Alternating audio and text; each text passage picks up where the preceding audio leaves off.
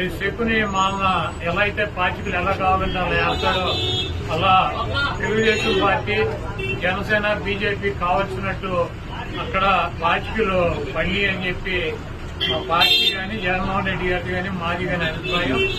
అదేవిధంగా రేపు రాబోయే రోజుల్లో ఈ 6 నెలలు కూడా కొంత టైం ఇచ్చి చూద్దాము. ఆ తర్వాత చంద్రబాబు నాయుడు చెప్పినటువంటి దొంగ హామీలని ఎట్టి పరిస్థితుల్లోనూ నెరవేర్చలేడు.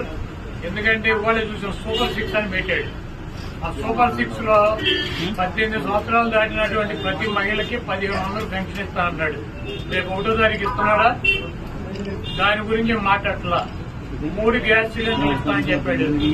దాని గురించి మాట్లాడలా. బస్సుల గురించి మాట్లాడలా. అదేవిధంగా బీసీ గాని, ఎస్సీ గాని, ఎస్టీ గాని వర్గాలకి 50 సంవత్సరాలు దాటిన వాళ్ళకి పెన్షన్ ఇస్తానని చెప్పాడు సూపర్ 6 లో. దాని గురించి మాట్లాడలా. అది ఎప్పుడు ఇస్తాడో చెప్పట్లా. అదేవిధంగా ఇంకోటి 20 లక్షల మందికి నిరుద్యోగులకి ఉద్యోగాలు ఇప్పిస్తాను. ఉద్యోగాలు కనుక ఇప్పించలేకపోతే ఈ లోపు 3,000 రూపాయలు నిరుద్యోగ వృత్తి కూడా ఇస్తానని చెప్పి సూపర్ 6 లో పెట్టాడు. మొన్న తెలంగాణలో హరీష్ రావు గారు మాట్లాడుతూ చెబుతున్నాడు, చంద్రబాబు నాయుడు గారు చెప్పిన వాగ్దానాన్ని ఏమీ చెప్పాడు. 1000 రూపాయలు ఈయన పెంచింది. ఇప్పుడు వచ్చి 3,000 ఆల్రెడీ ఇచ్చేది జగన్మోహన్ రెడ్డి గారు 3,000 ఇస్తాయంటే ఈయన వచ్చి 1000 ఇచ్చాడు. మీరు అక్కడ 2,000 ఇస్తాయంటే రేవంత్ రెడ్డి 4,000 చేయాలి కాబట్టి అక్కడ ఇబ్బంది పడుతూ ఉంటాడు. ఇంకా సూపర్ 6 అని చెప్పి ప్రతి మహిళకి 1,500 రూపాయలు ఇస్తానన్నాడు 18 సంవత్సరాలు దాటిన వాళ్ళకి. మరి ఆ వాగ్దానం ఎప్పుడు చేస్తాడు? రేపు 1వ తారీఖు ఇవ్వరా?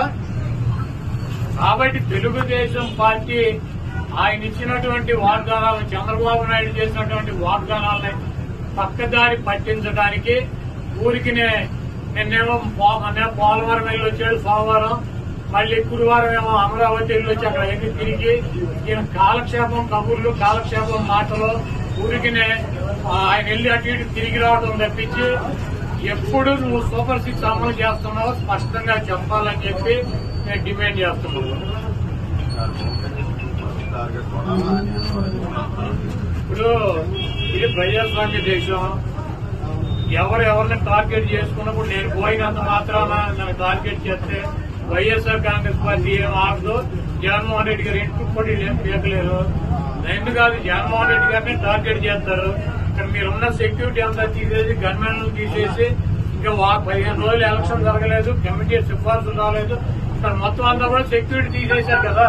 తీసేసి ఎల్లో మీడియా కెమెరాలు పట్టుకొచ్చి జగన్మోహన్ రెడ్డి గారి ఇంట్లోకి ఎట్టెళ్ళాలి, వాడుతూ ఎట్టెళ్ళాలి, ఇవన్నీ కూడా వాళ్ళే చూపిస్తున్నారు.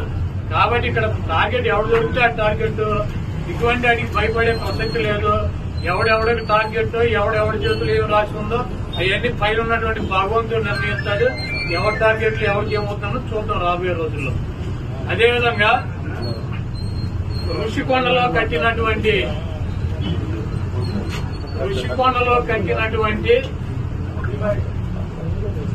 పర్యాటక కేంద్రంలో కట్టినటువంటి భవనాలనే ఈ సిగ్గు ఎక్కువ లేనటువంటి తెలుగుదేశం పార్టీ, ఈ సిగ్గు ఎక్కువ లేనటువంటి ఎల్లో మీడియా అది జగన్మోహన్ రెడ్డి గారి నివాసం అని చెప్పి చూపిస్తున్నారు 3 రోజుల నుంచి. వెళ్ళి జగన్మోహన్ రెడ్డి గారు అక్కడ నివాసం ఉన్నాడా? జగన్మోహన్ రెడ్డి గారు 2014 నుంచి 19 దాకా ప్రతిపక్ష నాయకుడుగా ఉన్నాడు. ఆయన కార్యాలయం లోటస్ పాండ్, ఇల్లు లోటస్ పాండ్.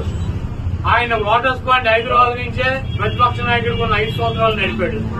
ముఖ్యమంత్రి అయిన తర్వాత 5 సంవత్సరాలు ఈ తాడేపల్లిలో ఉన్నటువంటి ఇల్లు క్యాంప్ ఆఫీస్ ఇక్కడి నుంచే నడిపాడు. ఆయన కార్యాలయాన్ని గాని ఇంటిని గాని.